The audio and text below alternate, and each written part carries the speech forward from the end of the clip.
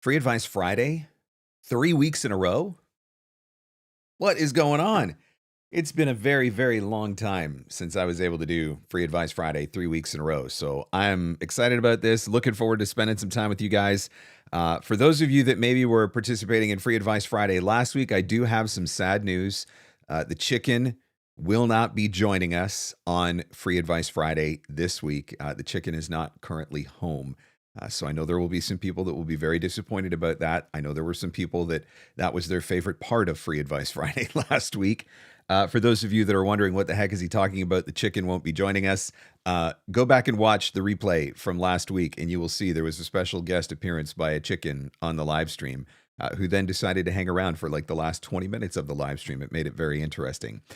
Nevertheless, welcome to Free Advice Friday. Looking forward to spending some time with you guys today and answering your voiceover business and marketing questions while we wait for some people to jump on the stream and get started. There is something that I wanted to talk to you about because I learned a lesson on voices.com this week. And so a lot of you have been very curious about what my experience has been like on voices.com, and I've done my best to kind of keep you apprised to what is going on with voices.com. I was under the impression that everybody got invited together. When a job came out, everybody got invited to that job. Voices.com does not have tiered membership, right? We all pay the same amount. There's no elite status or anything like that on the platform. Used to be, not anymore. What I discovered was I had two different jobs this week that were actually really high budget jobs, and I'm kind of disappointed that I missed out on them, but at least missed out on the opportunity. But I had two different jobs this week that I did not get invited to until over 140 other voice actors had submitted.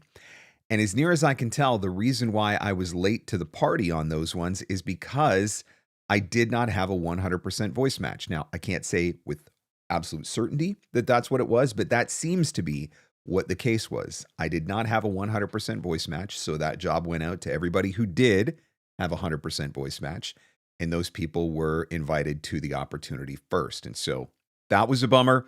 Missed out on that one. But the good news is then I'm able to take that information and I'm able to do something with it. So I was able to take that information, send the jobs, the two different castings to Samantha Damiano, who's doing my voices.com profile. I was able to send those out to her and say, hey, Sam, what's going on?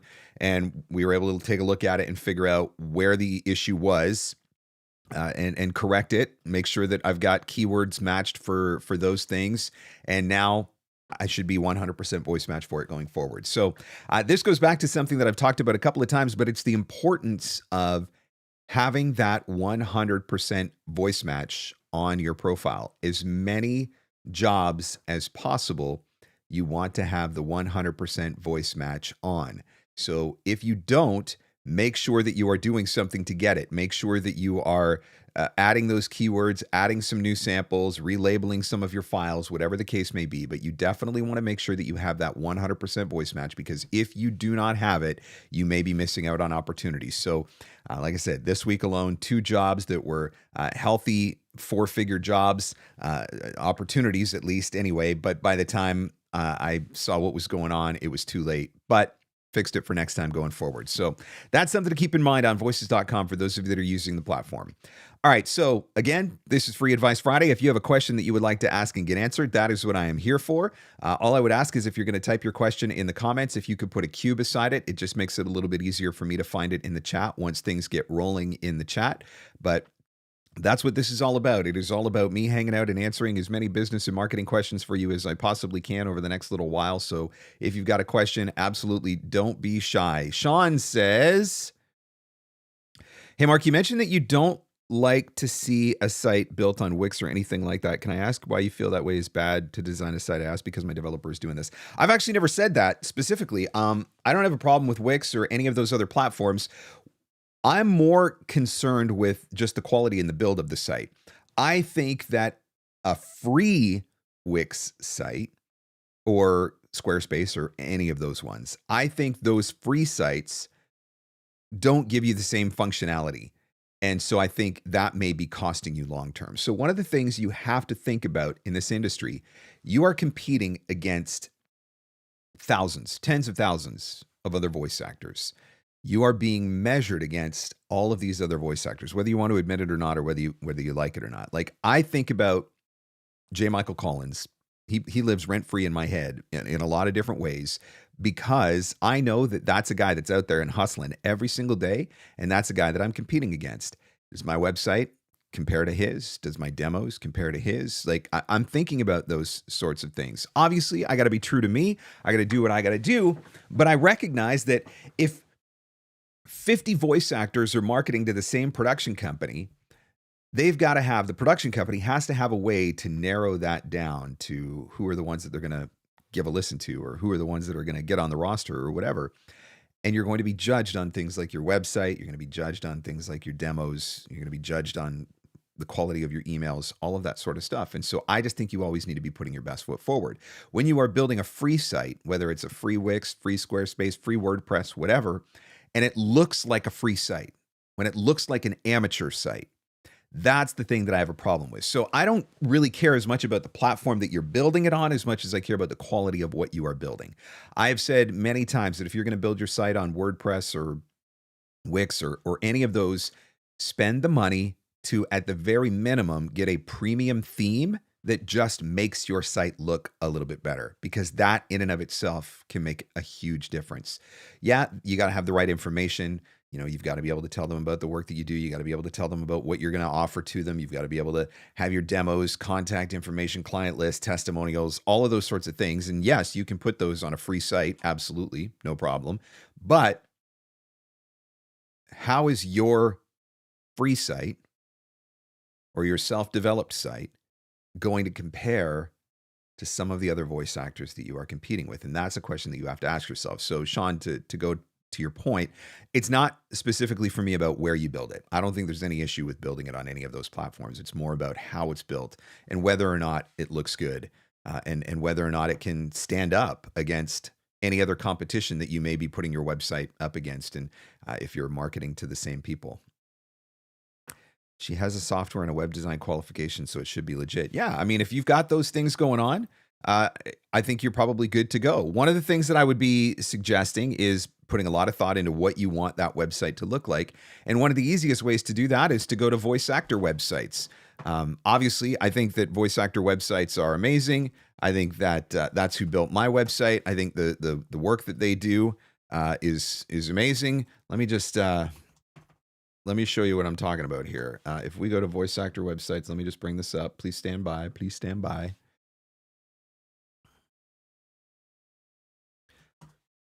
Okay, I'm going to come over here. If you go to voiceactorwebsites.com and just click over to their design portfolio, these guys have built 1 million voice actor websites, hence the name, voiceactorwebsites.com. Spend some time going through their design portfolio and looking at some of the websites that they've built. And partly you can look at it for design, of course, but partly you're looking at it for content as well. This is going to give you an indication of what needs to be included on my website. Do I have the right things there? Do I have the right information that a buyer is potentially going to be looking for and that they're going to want to know about? And that can be a really helpful resource as well. Tab says, I love my website, but updating and adding things is a lot. Did I mention doing someone else's website is hard? Man, I've talked about Claude Cowork in the past in using Claude being the LLM from Anthropic, and Cowork being the function that allows Claude to, you can actually have the AI do things for you. And I've had Claude building some web pages for me on my website because time basically is a big part of it. But yeah, there's a lot of work that goes into it. But you got to remember, for when you're direct marketing in particular, your website is often your first impression. And as much as we say that we should never judge a book by its cover, or we won't judge a book by its cover, or we don't judge books by covers, we do. And somebody's going to land on your website and they're going to make a decision about you, at least on some level, as soon as they see your website and what it looks like. They're going to have an impression, good or bad or otherwise. And so that's why I think it's really important that you be putting your best foot forward with your website.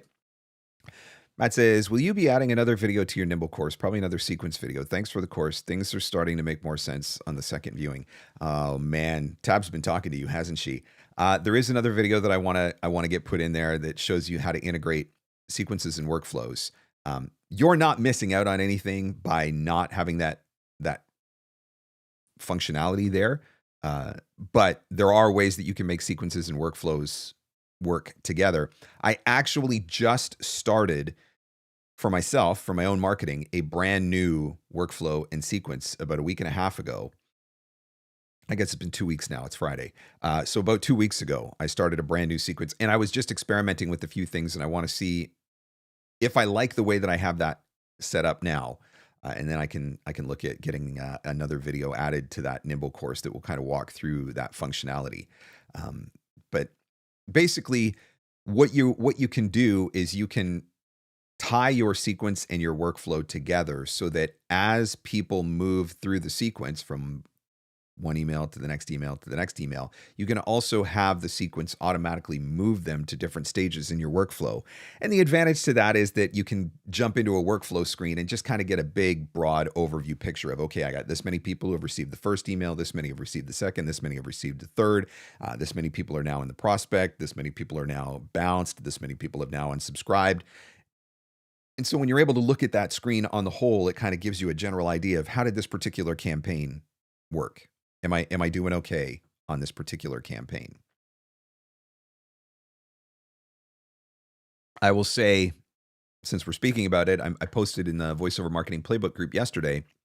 I just got added to a production roster yesterday afternoon, and that came after the 4th follow-up. So that individual from me received an introductory email, which was a personalized introductory email, and then 4 subsequent follow-ups over the span of about 2.5 or 3 weeks. And those follow-ups were part of a sequence that I created in Nimble, so a little bit more generic, but still targeted and personalized because of how I've separated everything out. But it was the 4th follow-up that resulted in me getting added to that production roster. And so if you are not sending multiple follow-ups, you may be missing out on opportunities. I had somebody else add me to their roster earlier this week, and that was on the 3rd follow-up. And so having those extra follow-ups in place, I'm telling you, that is something that really does make a big difference. So again, welcome to Free Advice Friday. As more of you are jumping in, looking forward to spending some time with you, answering your voiceover business and marketing questions. Do me a favor if you ask a question and get an answer, or if you're happy with some of the advice that is shared here, or if you're just genuinely a nice person and you want to do something kind, hit that like button. I would certainly appreciate it. Those likes, I don't actually know if they do anything, but it just makes me feel good. And so, just hit that like button. But if you do have a question that you would like to ask and get answered, that's what I'm here for, to answer as many questions as I can. So feel free to type it into the comments. If you could just put a Q beside it, that really makes it a lot easier for me when the chat gets going to be able to find those questions. So just type that Q, and let's get going here on Free Advice Friday. Tab says, I swear I had nothing to do with that question. I think that Tab actually has a secret email chain going around to all the voice actors in her universe, and she tells them, hey, have you harassed Mark about the Nimble video today? Have you harassed Mark about the Nimble video today? Don't forget to send an email to Mark about the Nimble video. Hey, what if we all got together and sent an Instagram DM to Mark and asked him about the Nimble video? I'm pretty sure that's what she's got going on right now. I recently had a nonprofit ask me for a quote for a live announce during a concert they do. GVAA doesn't appear to cover that. Where can I find a good industry standard quote for that? When you say live announce, you're saying I'm going to actually have to be there in person? You're not just talking about voice of God stuff like you're going to pre-record it. Are you actually going to have to show up to the event and do the live announce? Because that would be a different scenario. I do voice of God stuff all the time.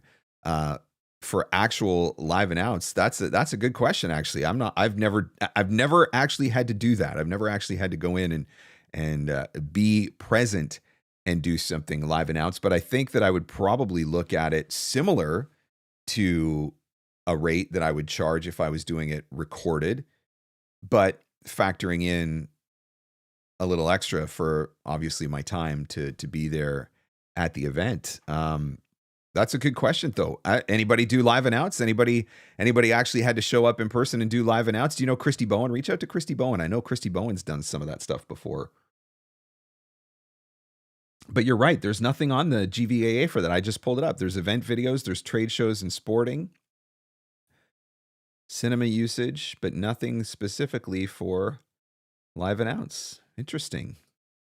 that would be something worth reaching out to David Toback as well. David being at the GVAA and being one of the guys behind the rate guide. That might actually be worth reaching out to him and asking to have that category added into the GVAA rate guide. Are your follow-ups by email or by phone? I do everything via email.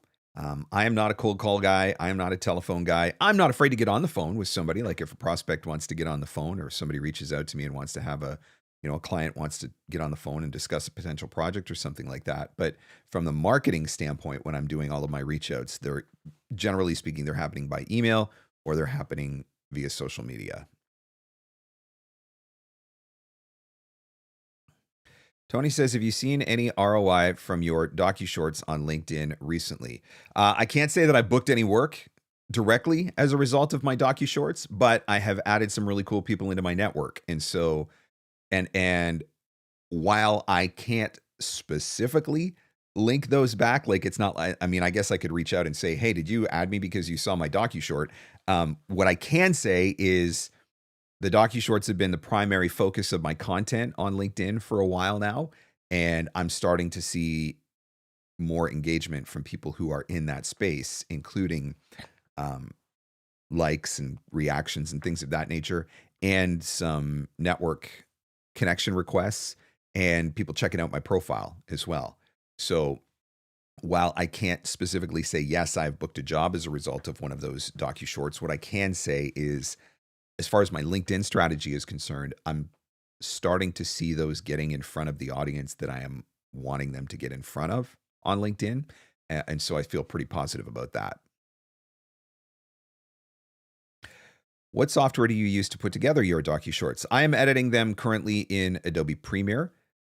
The biggest reason for that is because I'm already paying for my Adobe Creative Cloud subscription. So I record my audio in Adobe Audition. And then it just makes it really seamless to go back and forth between Audition and Premiere for the video editing. I know not everybody has the full Creative Cloud subscription because it can get very pricey. I've heard a lot of good things about DaVinci Resolve, which is a free piece of software that you can use. That's a very powerful video editor. I have not personally played around with it, but I know that it is very popular. And I know that it is very powerful. And I understand that there is a very, very large library of guidance on sites like YouTube if you're trying to figure out the learning curve on it. But yeah, I'm using Premiere. You could just as easily do it in Final Cut Pro, or you might even be able to do it to a degree in Canva potentially, or software like that.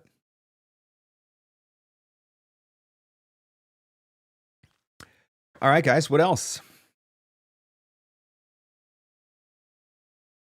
The other thing that I'm finally starting to figure out with my docushorts is I'm finally starting to get some traction on Instagram, which is nice. Still struggling to get it on YouTube. YouTube just can't seem to identify the right audience. I don't know. Most of my docushorts on YouTube will get, I would say right now I'm probably averaging about 1,200 to 1,500 views on YouTube. They hit that 1,200 to 1,500 benchmark and then they just die. Almost every single one of them. I've had a few that have taken off, gotten, my last one got like 3,500. I had one that got like 10 or 15,000 or something like that. But for the most part on YouTube, once I cross that, 12 to 1,500 benchmark, they die every time. It's like YouTube can't figure out who the audience is for them.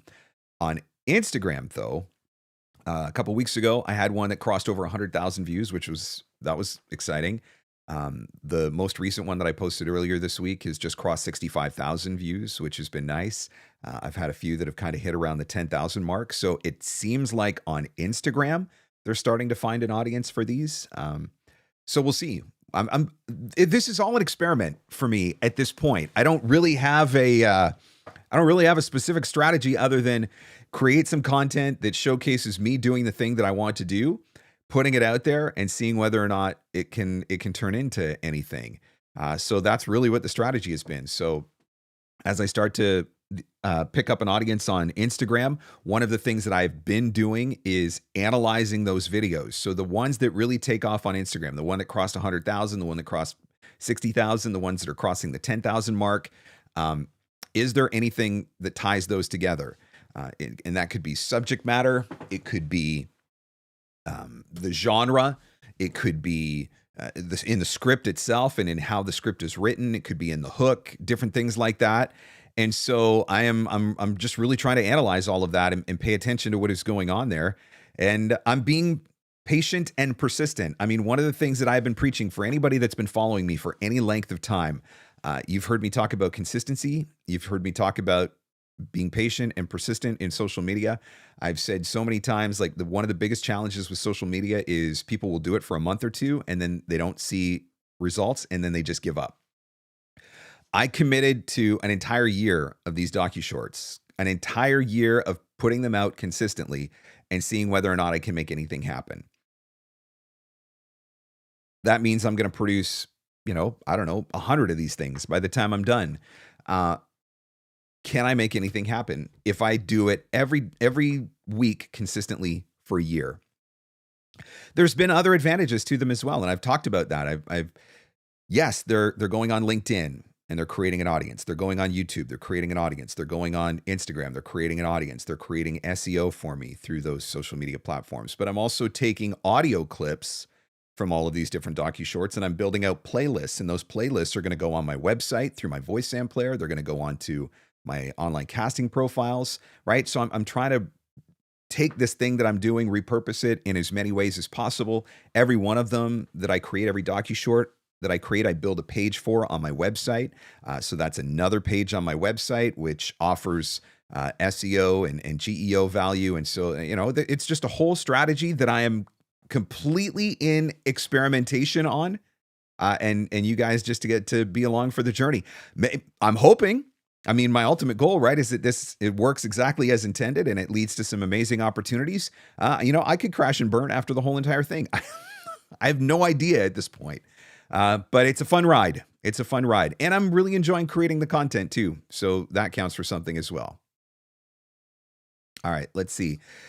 Brad Hyland just accepted me as a new student. Any advice or expectations from your experience working with him? Just shut up and listen to him. That's my advice. And that was mostly me talking to me. But my first couple sessions with Brad, my biggest problem was I've been at this for so long, and there are things that I think that I knew, things that I thought that I knew, things that I used to know that worked. And I would he'd be like, I want you to do this. And I'd be like, but this. And he'd be like, Mark, I want you to do this. And I just needed to get to a point where it's like, you know what? Just shut up. You wouldn't even be here with Brad in the first place if the things that you were doing were working the way that you wanted them to work. So maybe you need to shut up and just listen to somebody else's perspective and do what they say to do. And I think that goes for any coach, by the way. I think anybody that you're working with, the only way that you're going to get the most out of that opportunity is by genuinely being open to what they have to offer. And Brad is one of the good ones. I have so much respect for him. One of my favorite coaches that I've worked with.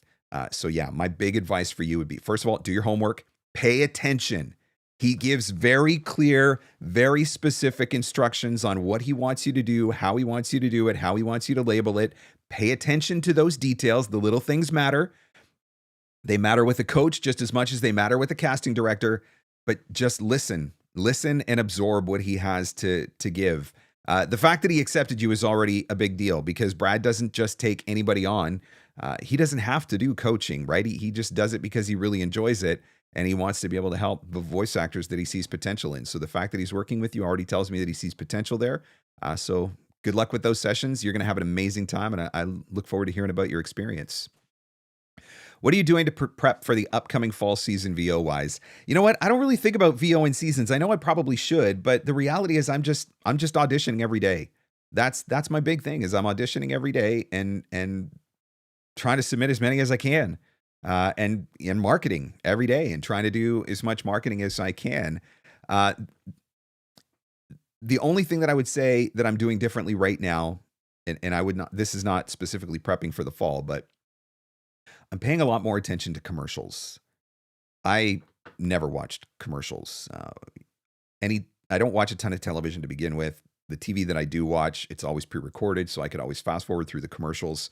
But I'm also cheap. And so now that there's commercials in Netflix and commercials in Prime, I don't pay for the upper tiers. I don't care or whatever. But now I'm actually paying attention to the commercials. And so I'm really trying to listen to what is on the air right now. What are the What are the themes? What are the ties that bind these different reads together?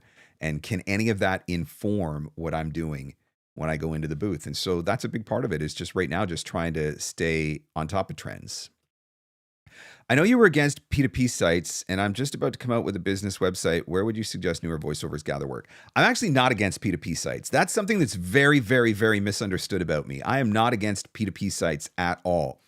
What I have always said is I don't think that the P2P should be your primary or exclusive source of opportunity, because if the only thing you have, the only way you have to find work is a P2P site, what happens if that site shuts down tomorrow? Where's your work going to come from? And so I think that a smart voice actor who is really trying to grow a sustainable business for the long term is going to have auditions coming from multiple places. And so I think that you can use pay to place. I think that you should be using agents. I think that you should absolutely be using your direct marketing. I think that direct marketing for me is the primary place where I want to focus my efforts, but I am not against P2Ps. I was off the sites for a really long time, mostly because I didn't have time for them. I've come back to 123 and to voices.com mostly to see what's going on.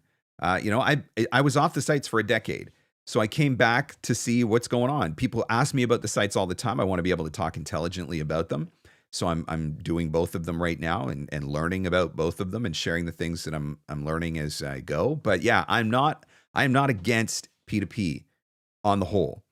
I am against P2P being your sole and exclusive source of voiceover work or audition or opportunities. So I think that every voice actor needs to be out there and they need to be marketing. You need to be figuring out who are the people that I need to connect with and how do I get myself in front of those people. Email, social media, in-person networking, cold calling, whatever it is that you do or prefer to do. I think that's really, really important. Any tips or perhaps things to not do when marketing to local businesses? I think when you're marketing to a local business, one of the best things that you can do is lean in on the local connection. I think that's really, really important. And I think local can be a very broad term as well. So case in point, I have the marketing push that I'm putting on right now with my commercial and corporate demos is focused exclusively on production companies in Canada. I'm Canadian. Forgive me for those of you who have a problem with Canada. I still love everyone. But I am focusing exclusively. I have a campaign that I'm running right now that is focused exclusively on Canada. And I'm leaning very much into the Canadian thing, some Canadianisms, some Canadian one-liners, talking about the fact that I'm a Canadian and working with Canadian talent and all of that sort of stuff. So I'm very much leaning into that right now because that, to a degree, is local. As the world de-globalizes, and it's happening in a lot of different ways, and it's happening literally around the globe, your local market is sometimes the town that you live in. Sometimes it's the region that you live in. Sometimes it's the province or the state that you live in. And it might even be the country that you live in. So I think that's one of the things is definitely leaning into that and letting people know, because part of the reason why I'm getting the responses that I'm getting off of this campaign right now is because these production companies are saying, yeah, you know what? We really just want to work with Canadian talent right now, or we really like to prioritize opportunities with Canadian talent. And so the fact that I'm leaning into that gives me the edge. Have you ever had to break up with an agent? How did you do so amicably without burning bridges? I'm not enjoying the exclusivity for any regions that I live in with my own clients' suggestions. I have never broke up with an agent at this point, although I have one that I'm considering breaking up with. It's not personal. It's business. And I know that's a stupid thing to say, and people say that all the time, and it sounds really stupid, but I genuinely believe that in this case. It's like, I'm not going to break up with an agent because I guess I could break up with an agent because I have a personal issue, but that's not what's going on. It's strictly business decisions. I need to do what is best for my business, and making a decision otherwise, choosing to stay with an agent that is not serving me because I feel guilty or I feel obligated or whatever. Like, That's bad business. That is a bad business decision for my business, which reflects on it. That becomes a bad decision for my family, right? So I will do what I need to do. I have broken up with clients in the past, and I've broken up with clients because those relationships were no longer serving my business in the direction that I was going. And I never feel guilty about it. I don't talk disparagingly. I'm not mean or nasty. I just say, hey, I'm so grateful for the opportunities that you've given me over the years, but it's time for me to move on. Another opportunity is presented in a new direction. And that's just part of life and business. And I think that anybody who's a good person or a good business owner is going to understand that. And so I wouldn't sweat it. And I definitely, if you feel like this is something that you need to do, I would not be putting it off. The sooner that you can do it, the sooner that you can move on, the sooner you can open the doors to those newer opportunities, I think the better. Nikki Schwartz is not taking any new clients for the V123 optimizer. Is there someone else you recommend to help optimize profiles for Voices and Voice123? The V123 pros teach a class on how to optimize your profile. I don't believe that they will do it for you, but they will walk you through, their course will walk you through exactly what to do and how to do it. So that's for Voice123. Gina Scarpa offers a course for voices.com. And her course walks you through everything on how to optimize your profile on voices.com for success and for search. And I would say either of those two, depending on the platform, or both of those two, if you're going to use both of those platforms, would absolutely be to your advantage. I've talked to Samantha Damiano, she does my profile on Voice123 and she does my profile on voices.com. And I have told her repeatedly, I'm like, Sam, when you're ready to start offering this service broadly, I could sell you out in a week. And she's like, I know, but I just don't have the time. So I don't know that Sam is taking anybody on at this point. Although I tease her that, if somebody came along and threw enough money, would you do it? She's been amazing for me. I'm ranking all over the place on Voice123. That's led to some of the direct opportunities that I've had there. I've got the 100% voice match across the board on voices.com, and she did it in a very short amount of time.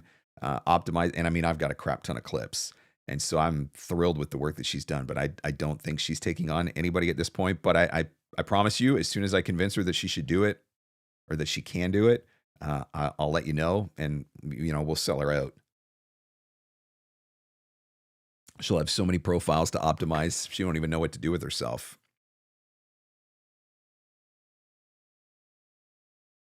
All right, let's see. If I have missed your question for Free Advice Friday, just know that I am not intentionally trying to miss any questions. Make sure that you're putting a Q beside it. When you're putting your question into the comments, the Q just helps it to pop out so I can see that from the different other chat that's going on in the window there, but certainly not trying to miss any questions. If I have missed your question, by all means, please type it again. I'm not trying to ignore anybody. I have 2 finished jobs, 22 shortlists on VDC, and 1 audiobook done. I have self-made demos in various genres aimed towards animation and games. I'm told my demos create experiences.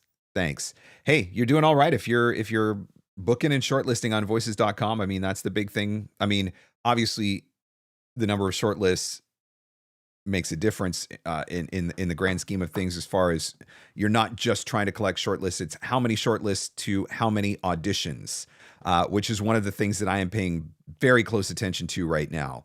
I am trying to track what my data shows as far as, am I getting the right number of shortlists?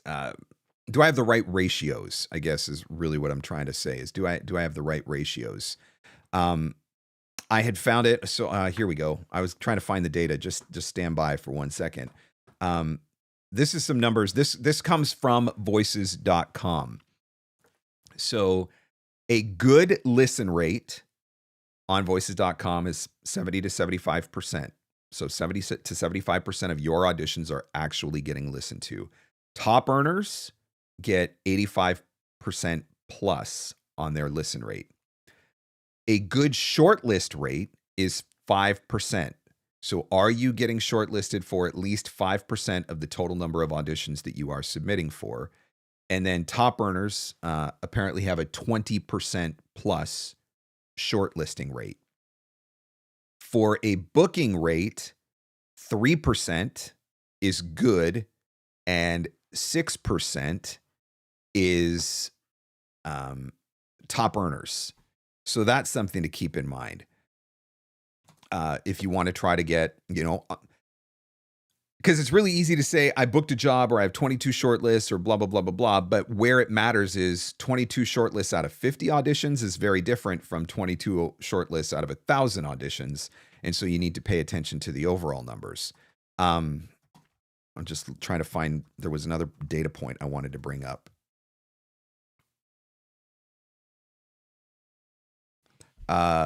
For voices.com.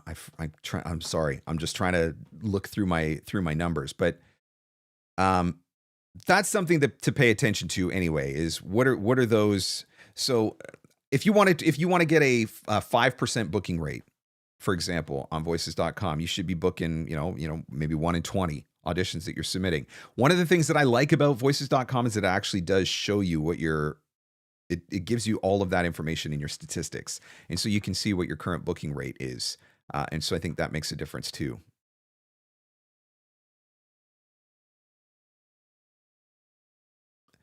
All right, let's see.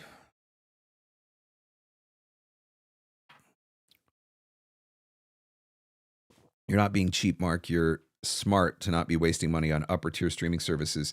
Do you remember? This is the irony of streaming services for me. The rise of streaming services came for a couple of different reasons. One, everybody got tired of all the commercials. Two, everybody got tired of having to wait week to week to week to week to watch shows.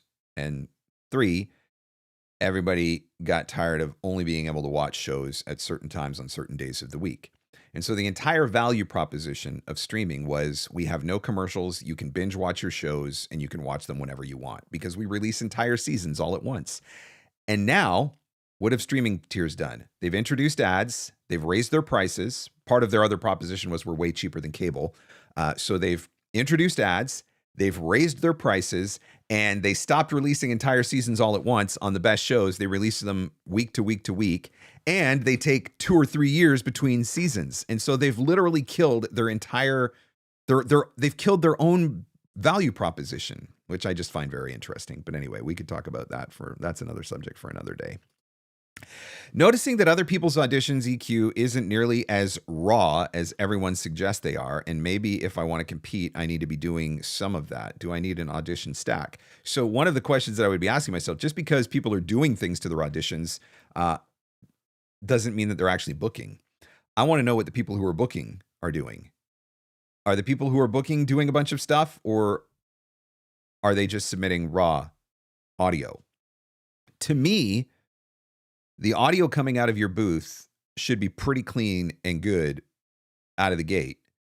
And a lot of people don't want you to be doing anything to it because they want to be able to do it on their end. And so if you've already EQ'd it, or if you've already run compression or things of that nature, then there's only so much that they can do on their end after the fact. If you're not sure, this would be one of those instances where I would say, have a conversation with somebody like George Whittam. Book a consult with somebody like George Whittam or Jordan Reynolds. Have them listen to your audio. Tell them what your agent said. I see you say here, let me just say, my agent is telling me I need to sound more tinny. That is the most ridiculous thing that I have ever heard. My agent is telling me I need to sound more tinny. Okay. That might be an agent issue, to be honest with you. But if you're not sure, I would say do that. Book a session with somebody like Jordan or with George Whittam. Have them listen to your audio. Have them assess your audio, and let them. And they'll give you straight feedback. And if you need a stack, they'll tell you they'll build a stack for you. If you don't, they'll tell you. But then you can at least go to your. You can go to your agent then and say, like, look, I've had a professional engineer listen to my studio and my sound quality and tell me that everything is cool. But yeah, that would be what I would do.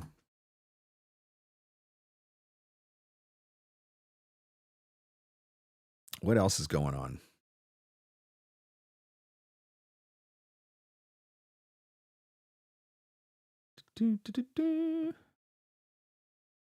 One issue with VDC is you never know if they actually listen to your audition because they can just download it and listen off-site, and the site doesn't reflect any of that. Okay, I did not know that. I mean, what I do know, all I can see is I can see how many of my auditions have been listened to. So you're saying that the ones that are showing that they're listened to may not have actually been listened to. They may have actually just been downloaded. Is that what or you're saying that they can download them and listen to them offsite, and then it doesn't actually show that they've been listened to. So right now I have, well, let me run the math on this.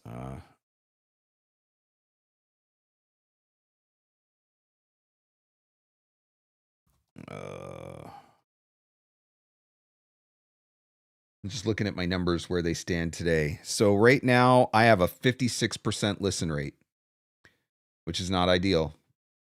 According to voices.com's numbers, not ideal. Now, if you look at my auditions to my shortlist rate right now is 16%. But if you look at my shortlist based off of the auditions that have been listened to, so my shortlist out of total auditions submitted is 16%. But if you look at the shortlist to the number of auditions that have actually been listened to, I'm running 28%, which is obviously pretty decent. I feel pretty good about that. And actually, it would have been higher, but I had a couple of shortlists that were taken away. So I don't know. It's all a learning experience at this point for me as I play around, and I am not relying exclusively on voices.com at this point for work either. It's just opening me up to some new auditions and some new opportunities that I wouldn't have otherwise gotten anywhere else. And so, I mean, there's an advantage to that as well. I think all of these casting sites have their quirks and their flaws, some better than others. At the end of the day, the only thing that I can control is, am I submitting great auditions? That's really the only thing that I can control. Am I submitting great auditions? I can't control whether they listen to it. I can't control if they listen to it on the platform or off the platform. I can't control, whether or not they even know how the platform works. I think a lot of people on Voice123 don't actually have any idea how the platform works. So all I can do is focus on,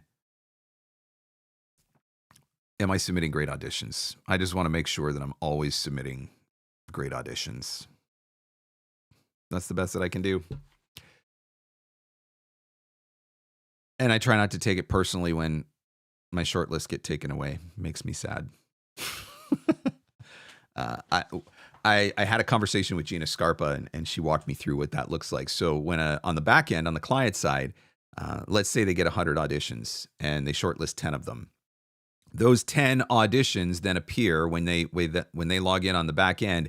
They can see a list of those 10 auditions on the shortlist, and so then they could send that shortlist page to 5 other members of their team, and those 5 other members of their team all have their feedback, and then they eliminate. Right? Okay, out of those 10, these are the 4 that we want to carry forward with, or these are the 3 that we want to carry forward with, or whatever. And so then they take away the shortlist to eliminate them. So it's not that you did anything wrong. I mean, you were still shortlisted, but in that case, the shortlist did get taken away. So then it doesn't look like you got it. I don't know if that impacts the algorithm or not on voices.com at this point. I have no idea. By the way, I have asked Gina Scarpa about coming on Free Advice Friday, and she said that she is absolutely down for it. So there may be an opportunity for you guys, for those of you that are using voices.com and do have questions about the platform, there may be an opportunity for you to ask Gina some of your questions directly. I think I have one date that I could potentially do in August. Otherwise, it might be till September. But it is something that we're working on, just so you know. So again, thanks for coming on Free Advice Friday. If you've got a question that you would like to ask and get answered, by all means, type it into the comments. I'm certainly trying to answer as many questions as I can. If I have missed your question, I am not trying to miss your question. Feel free to type your question into the comments again. If I did miss it, put that Q beside it so it's a little bit easier for me to see. It just pops out in the chat a little bit more. If you are enjoying the live stream, do me a favor, hit that like button as well. Just want to briefly mention that I do have my LinkedIn Masterclass that is coming up on Tuesday. I'm going to be teaching my Making Money with LinkedIn Masterclass. This is a brand new, fully overhauled version of this class. I've been teaching this class for close to a decade now, but every time something major happens on LinkedIn, I will update the course. This time, I am not just updating the course. I am legitimately overhauling the course. I've eliminated almost everything that I taught in the last version. And even the last version, I think, was taught in the spring of 2025. So it's not like it's even that old. Things have changed a lot on LinkedIn. And so it was time. It was time to update and overhaul. The way that site works is so different now. And the strategies that we need to deploy are so different now. One of the hardest things for me has been watching my reach and my engagement fall significantly, but with intention. I am no longer trying to reach a vast audience. I am trying to reach a very specific and niche audience, and I need to teach the algorithm what that very specific and niche audience is. And so I don't need 15,000 people to see one of my posts. I need 500 of the right people to see my post. And so you need to understand that today, LinkedIn is now a recommendation engine. You need to understand how the algorithm works so that you can use the site accordingly. Everything that you do on that site, every connection request, every comment, every engagement, every piece of content that you share, you are teaching LinkedIn who you are and what you are about. And then it is taking what it learns about you and figuring out who your audience is. You need to really guide it. You need to work very, very hard to guide it in the right direction. And if you don't understand these things, if you don't understand all of the changes, you may be missing out on a big opportunity on LinkedIn. So that's what this class is all about. Making Money with LinkedIn Masterclass. I'm going to be teaching it on Tuesday night, 7 p.m. until 9 p.m. Eastern. It's about 2 hours long. I will do a live Q&A opportunity at the end of the session as time permits. If you are not available to attend the course live, sign up for it anyway. Everybody who signs up is going to receive access to a complete video recording. Anybody who has previously purchased Making Money with LinkedIn will get access to the updates. So you do not need to buy it again if you have purchased it in the past. But if you go to VOpreneur.com, click on the store button, you'll see it's right here at the top of the page. You can click on it. We're going to be teaching live via Zoom. Again, that is happening on Tuesday evening, 7 p.m. until 9 p.m. Eastern. Let me put this in the chat. There we go. I would encourage you to check that out if you are using LinkedIn. You want to know. You want to know. David says, doesn't it seem like the pendulum is swinging back to real humans and that the flirtation with AI voices is on the decline? I have definitely seen that in certain areas, but not in others. And I think I'm not surprised by that. I'm a guy who follows the stock market pretty closely. When I get into my truck, the default radio station in my truck is the CNBC live stream. So I listen to CNBC off and on throughout the day. I got pages open with stock market updates. I'm constantly paying attention to what's going on. And we went through a stage where, at least on the publicly traded companies, your stock price was basically judged by how often you mentioned AI. Your stock price was judged by your AI strategy. Your stock price was judged by how much money you were spending on AI. Your stock price was judged by how you were incorporating AI into your workflows, your processes, your company, your back end, et cetera. And so companies felt like they were obligated to do it. Otherwise, their stock price was going to go down. And we've finally gotten to a point where some of these companies are starting to realize, actually, this isn't saving us money, or this isn't any better. Or we've seen, from a brand standpoint, we've seen some pretty significant brands who have used AI for commercials or videos and received pretty significant pushback on it. And so they've had to course correct and pivot. So yeah, I do think that we're seeing a little bit of a pendulum shift back, but I think that's only happening in certain genres. And I don't want to get too optimistic because I still think that AI is a major issue. I've still seen it impact my business in a major way, but it is nice to see in certain areas where I think the opportunities are still going to be there, and some of the opportunities are starting to come back. That makes me feel good. That makes me feel optimistic. I've been rooked into yet another couple of jobs. This makes, let's say, 4.5 now. How do you balance the transition in prioritizing specific auditions versus marketing, content, etc.? Trying to find that balance I don't think that is something that ever ends, and I don't think that there is a one-size-fits-all answer. Time blocking is one of the things that I try to lean into, but that doesn't always work because some days you've got 10 auditions, 20 auditions to submit, and some days you've got 2. And so if you always put in the same 1-hour block in your calendar for your auditioning, on the days when you've got way too many auditions, it's not going to work. And on the days when you don't have enough, you're going to be sitting around wondering what to do for yourself. But time blocking can be advantageous, but I also have certain benchmarks that I'm just trying to hit. I want to make sure that I send a certain number of emails every week. I want to make sure that I do a certain number of comments every week. I want to make sure that I do a certain number of social media posts every week. I just have certain benchmarks. And so for me now, it's more about focusing on those benchmarks. Does it happen on Monday, Tuesday, Wednesday, Thursday, or Friday? That doesn't necessarily matter as much. Does it happen on 1 day or 3 days? Does it happen on 2 days or 5 days? That doesn't matter as much. What matters is, by the time I turn the lights off in the office on Friday, have I hit my benchmarks? That's what I'm leaning into. Have I submitted the auditions that I want to submit? Have I sent the emails that I want to send? Have I done the social media that I need to do?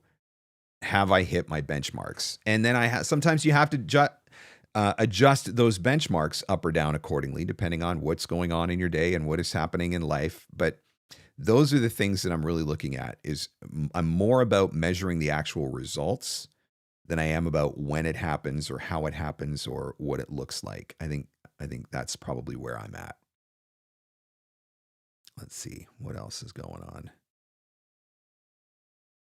Could you please ask Sam to create a course for P2P optimization? Yeah, I don't think Sam's going to do that. And I don't think she needs to necessarily. Like I said, V123 Pros, they have an amazing course. They are the absolute authority on Voice123.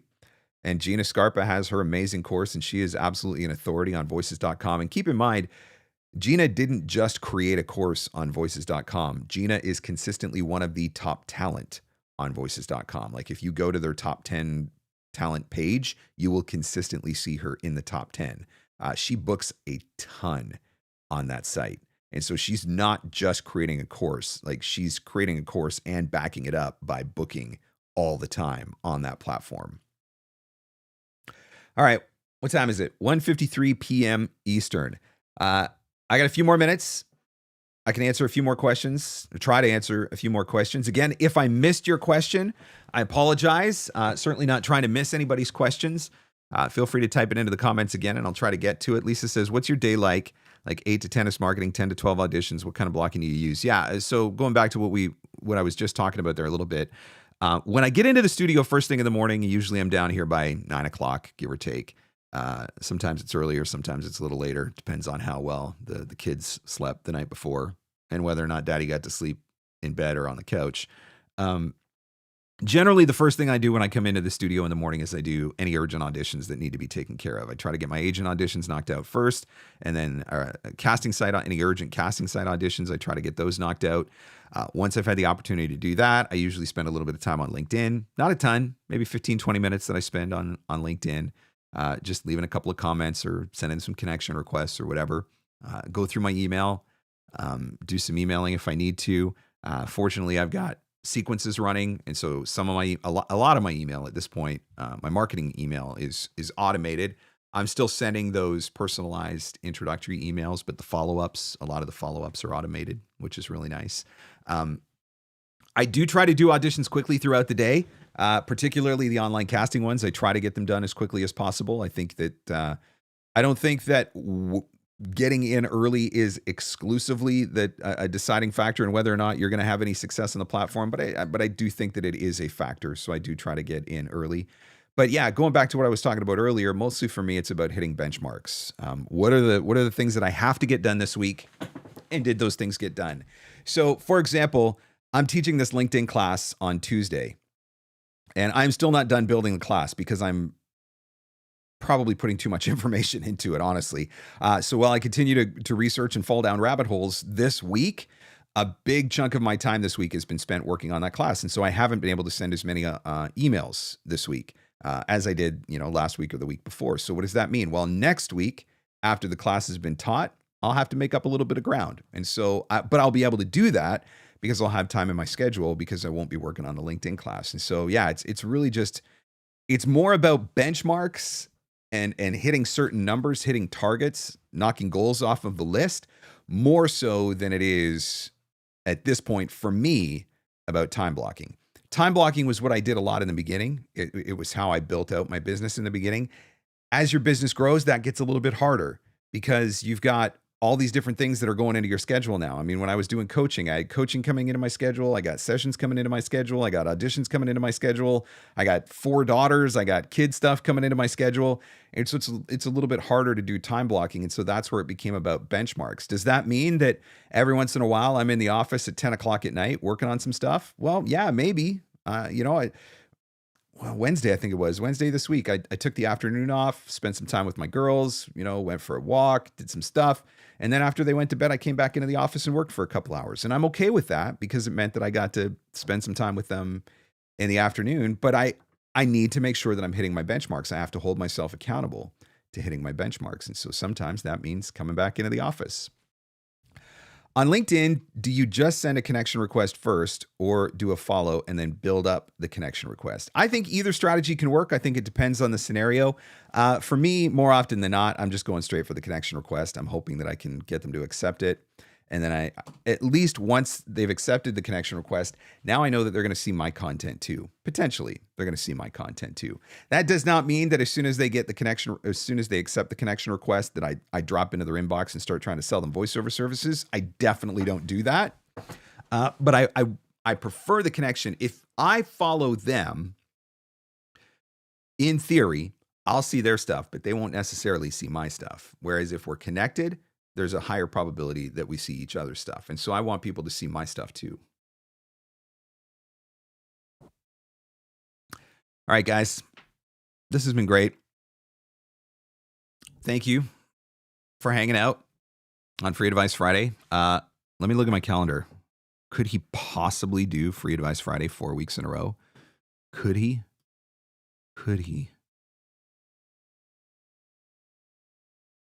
I might be able to actually do Free Advice Friday next week. There is actually a possibility that I will be able to do Free Advice Friday 4 weeks in a row. Wow, it's been a long time since I did it. 4 weeks in a row. All I can say is subscribe to the channel. That way, if I do go live, you will get notified. I'll try to schedule it ahead of time. I'll send out an email reminder as always as well. If you jumped in late, I will be going back at some point this afternoon, adding chapter markers to this video, so you will be able to go through and find all the specific questions that were asked and answered. So you can go back and watch the replay. They're always there. Check out the latest episode of the podcast. Podcast is available on the YouTube channel as well. So lots of stuff going on here. Thank you so much for hanging out. As always, I appreciate it. And then, of course, whatever you decide to do this weekend, have fun, stay safe. Go find some leads.